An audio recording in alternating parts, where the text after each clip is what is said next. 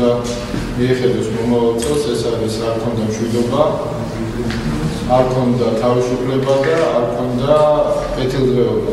მე ვფიქრობ, რომ ის რაც მოხდა წელს ამ სამი ფუნდამენტური ფასეულობის საზოგადოებრივი დაგეგმვის, სახელმწიფოებრივი დაგეგმვის მოპოვების პროცესში იყო ქართული ხალხი და მომავალ წელს პრინციპში ამ სამი მიმართულებით უნდა გადაიდგას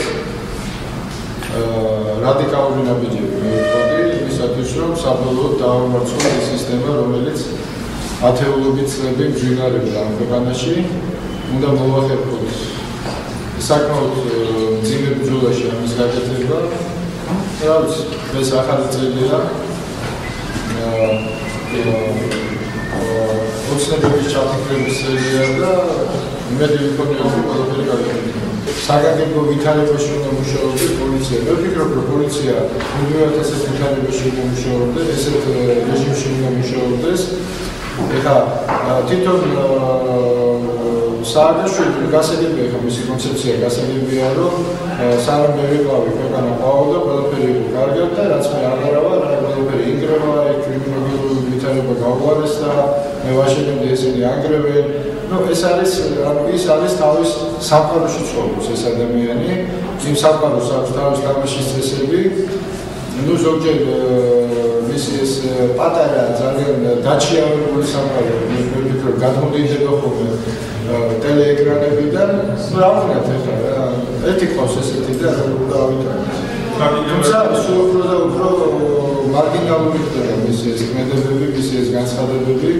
მან რატომაც გააწყვიტა, რომ დაეკავებინა ის ნიშა, რომელიც ადრე ბატონ შალვა ნათელაშვილს ეკავა. Ну, ეს მისი არჩევანია, ხო?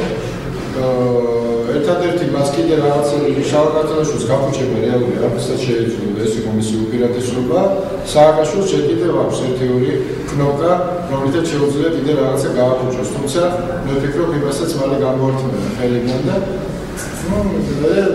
მე შალვას და მას შეუძლიათ ერთ საარჩევნო ველზე ერთმანეთს შეერუძონა პროგრამა არ იქნება. რეჟიმის გასამართლების პროცესი ფინალურ სტადიას უახლოვდება. ისინი ცდილობენ ეს პროცესი რაიმენერად შეარჩიოს და აქეთ არის მათი რიტორიკა მიმართული. ისინი ამ პროცესს ასაღებენ ეგრეთ წოდებულ პოლიტიკურ დევნას, საუბრობენ იმაზე, რომ ისინი აშენებდნენ და სხვები ანგრევენ, ანუ ცდილობენ შექმნან რაღაც ესეთი ვირტუალური რეალობა, რომელშიც ისინი იქნებიან ჩაგრულები, აფშენებლები და ასეთი დაშენები. ეს არის უფრო თავდაცვითი რეაქციაა ჩემის აზრით, რაღაც ახალი პოლიტიკური პროცესის ინიციირების სურვილი. პრეზიდენტი ძალიან გავხდეს შაჰიდს, რომელიც ცდილობს, რომ თავი აიფეთქოს, მაგრამ გადაიწეროს ყველა სხვა. რატო იქცევა ესე გაუგებარია? ანუ ლოგიკის განახვა, პრაგმატული ლოგიკის განახვა საბოლოო ჯამში მის ქმედებებში შეუძლებელია.